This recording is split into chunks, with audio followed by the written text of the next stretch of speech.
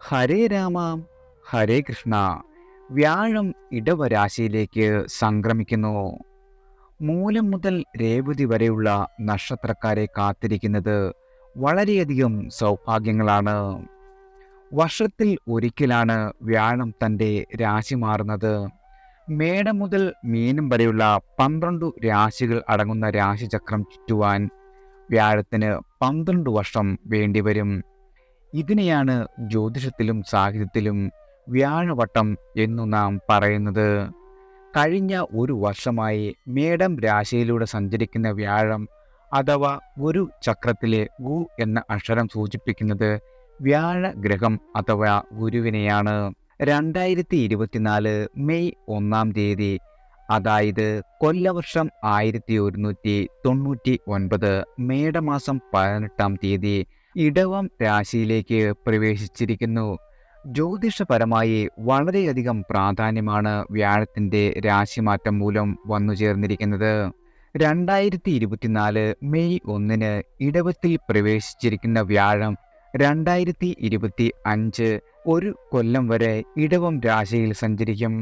വ്യാഴം ഓരോ രാശിയിലും സഞ്ചരിക്കുമ്പോൾ മേടക്കൂറ് മുതൽ മീനക്കൂറ് വരെയുള്ള 12 രാശികളിൽ ജനിച്ച ആളുകൾക്ക്, അതായത് അശ്വതി മുതൽ രേവതി വരെയുള്ള 27 നക്ഷത്രത്തിൽ ജനിച്ച ആളുകളിൽ വളരെയധികം സൗഭാഗ്യങ്ങളാണ് വന്നു ചേരുന്നത്. ഇതിൽ പ്രധാനമായും സർവ്വ സൗഭാഗ്യങ്ങളും എത്തിച്ചേരുന്നത് ചില രാശിക്കാർക്ക് മാത്രമായിരിക്കും.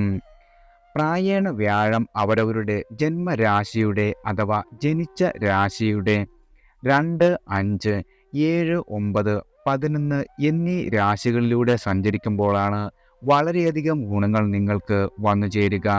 അപ്രകാരം ചിന്തിക്കുമ്പോൾ മേടം 2-ാം കൂറിൽ, കർക്കടകം 11-ാം കൂറിലും, കന്നി 9-ാം കൂറിലും, വൃശ്ചികം 7-ാം കൂറിലും, മകരം 5-ാം കൂറിലും എന്നീ രാശികളിൽ ജനിച്ച ആളുകൾക്കാണ് വ്യാഴത്തിൻ്റെ ഇടവം രാശിയിലേക്കുള്ള മാറ്റം മൂലം വളരെയധികം സൗഭാഗ്യങ്ങൾ നിങ്ങളുടെ ജീവിതത്തിൽ സമ്മാനിക്കുക. വ്യാഴം ജന്മരാശിയിലുള്ളവും ഇടവക്കൂറുകാർക്കും, 3-ാം രാശിയിലും അതായത് മീന രാശിക്കാർക്കും, 4-ാം രാശിയിൽ അതായത് കുംഭക്കൂറുകാർക്കും, 6-ാം രാശിയിലും ധനുക്കൂറുകാർക്കും, 8-ാം രാശിയിലും തുലാക്കൂറുകാർക്കും, 10-ാം രാശിയിലും ചിങ്ങക്കൂറുകാർക്കും, 12-ാം രാശിയിലും മിഥുനക്കൂറുകാർക്കും ഗുണരഹിതനാണ് അഥവാ ദോഷപ്രധാനാണ്. ഗ്രഹനില അഥവാ ജാതകം അനുസരിച്ച് നല്ല ദശയും അപഹാരവുമൊക്കെയാണ് നടക്കുന്നതെങ്കിൽ വ്യാഴമാറ്റം കൊണ്ടുള്ള ദോഷാനുഭവങ്ങൾ ലഘൂകരിക്കപ്പെടും. ജീവിതത്തെ ഉയർത്തുകയും ഭൗതികവും ആത്മീയവുമായ വളർച്ച നൽകുകയും ചെയ്യുന്ന ഗ്രഹമാണ് വ്യാഴം. നിങ്ങളുടെ എല്ലാവിധ തടസ്സങ്ങളും അകന്ന് ജീവിതത്തിലെ സമസ്ത മേഖലകളിലും വിജയത്തിൽ എത്തുവാൻ വ്യാഴം ഏവരെയും അനുഗ്രഹിക്കും. നവഗ്രഹങ്ങളിൽ ഈശ്വരാംശം ഏറ്റവും കൂടുതലുള്ള ഗ്രഹം വ്യാഴത്തിനാണ്. സർവേശ്വര കാരകൻ എന്നാണ് നാം വ്യാഴത്തെ വിളിക്കുന്നത്.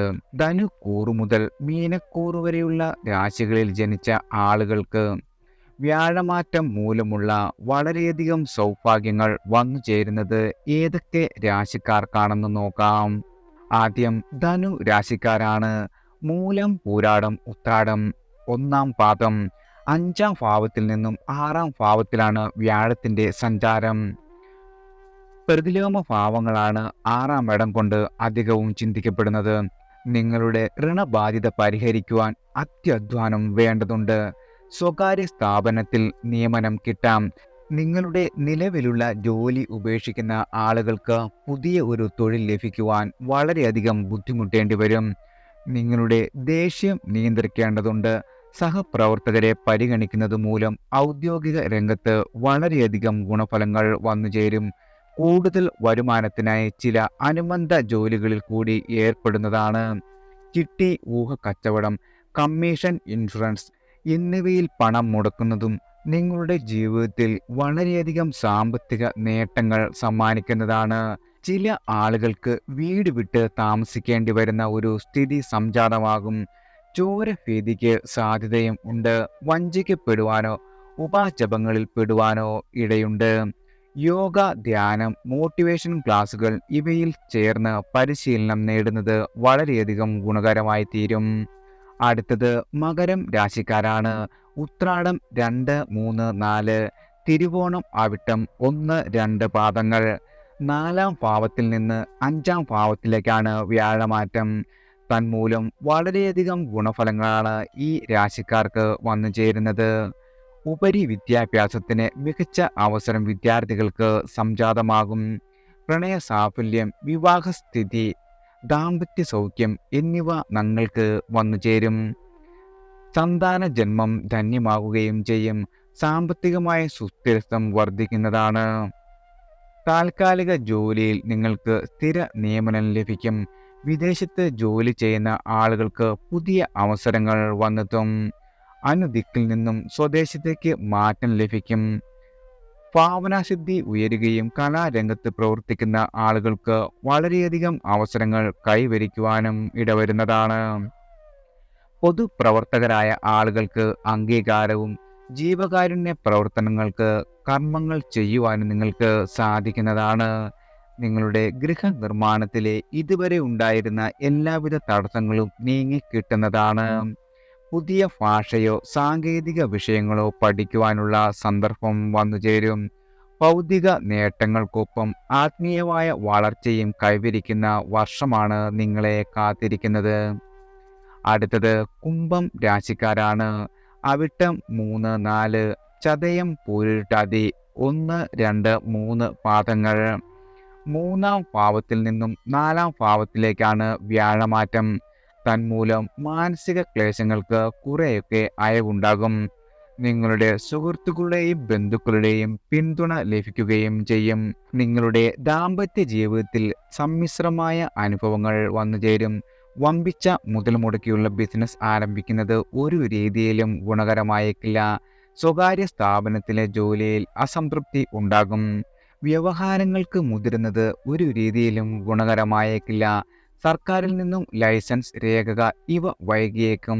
അലസത നിങ്ങളുടെ കർമ്മരംഗത്തെ വളരെയധികം ബാധിക്കുന്നതാണ്. പാർട്ട്ണർഷിപ്പ് കച്ചവടം നഷ്ടത്തിലാകുവാനും സാധ്യതയുണ്ട്. ഉന്നത പഠനത്തിന് ഇഷ്ട വിഷയങ്ങൾ പ്രവേശനം കിട്ടണമെന്നില്ല. അന്യനാട്ടിൽ പഠനത്തിന് അവസരം ലഭിക്കും. ആരോഗ്യ പ്രശ്നങ്ങൾ വന്നു ചേരുന്നതാണ്. നിങ്ങളുടെ മാതാവിൻ്റെ സ്വത്ത് സംബന്ധിച്ച തർക്കങ്ങൾ വളരെയധികം വിഷമിപ്പിക്കും. വാഹനം വാങ്ങുവാനുള്ള ശ്രമം വിജയകരമാകുകയും പക്ഷി മൃഗാദി പരിപാലനത്തിൽ വളരെയധികം താല്പര്യം ഏറുകയും ചെയ്യുന്നതാണ്. അടുത്തത് മീനം രാശിക്കാരാണ്. പോരുരുട്ടാതി 4-ാം പാദം, ഉത്രിട്ടാതി, രേവതി. 2-ാം ഭാവത്തിൽ നിന്നും 3-ാം ഭാവത്തിലേക്കാണ് വ്യാഴമാറ്റം വരുന്നത്. 3, 6, 8, 12 ഭാവങ്ങളിൽ സഞ്ചരിക്കുന്ന വ്യാഴം പ്രായേണ അശുഭ ഫലങ്ങൾ അല്ലെങ്കിൽ മിശ്രിത ഫലങ്ങളാണ് സമ്മാനിക്കുക. സാമ്പത്തിക സ്രോതസ്സിന് ശക്തി കുറയാം. നിങ്ങൾക്ക് അർഹതയും അവകാശവുമുള്ള പലതും കൈവശമെത്തുവാൻ വളരെയധികം കാലതാമസം എടുക്കുന്നതാണ്. ബാഹ്യശക്തികളുടെ ഇടപെടൽ നിങ്ങൾക്ക് തടുക്കുവാൻ സാധിക്കും. സഹോദരമായുള്ള ബന്ധത്തിൽ വിള്ളലുണ്ടാകുന്നതാണ്. തൊഴിൽ അവസരങ്ങൾക്കായി കാത്തിരിപ്പ് ഇനിയും തുടരേണ്ടി വരും. പാരമ്പര്യ തൊഴിലുകൾ മെച്ചപ്പെടുത്താവുന്നതാണ്. നിങ്ങളുടെ ചെറുകിട സംരംഭങ്ങൾ പുഷ്ടിപ്പെടും. ലോൺ, ചിട്ടി മുതലായ വ്യാപാര വിപുലീകരണത്തിന് ഉതകുന്നതാണ്. പണയ വസ്തുക്കളുടെ തിരിച്ചടവിൽ വളരെയധികം സമ്മർദ്ദമുണ്ടാകും. ദാമ്പത്യ ജീവിതത്തിൽ പരസ്പരം ഐക്യം വർദ്ധിക്കുന്നതാണ്. സ്വയം അധ്വാനിച്ചുള്ള കൃഷിയിൽ ലാഭം വളരെയധികം നിങ്ങൾക്ക് പ്രതീക്ഷിക്കാവുന്നതാണ്. അന്യദേശത്ത് കഴിയുന്ന ആളുകൾക്ക് പുതിയ ജോലികൾക്കായി ശ്രമിക്കേണ്ടി വന്നേക്കാം. സാമ്പത്തികമായ അച്ചടക്കം, സാഹസങ്ങൾ ഒഴിവാക്കൽ, ദൈവിക സമർപ്പണം തുടങ്ങിയ അനിഷ്ട ഫലങ്ങളെ പ്രതിരോധിച്ച് മുന്നേറുവാൻ നിങ്ങൾക്ക് സാധിക്കുന്നതാണ്. എല്ലാവർക്കും ഭഗവാന്റെ അനുഗ്രഹവും കടാക്ഷവും വന്നു ചേരട്ടെ.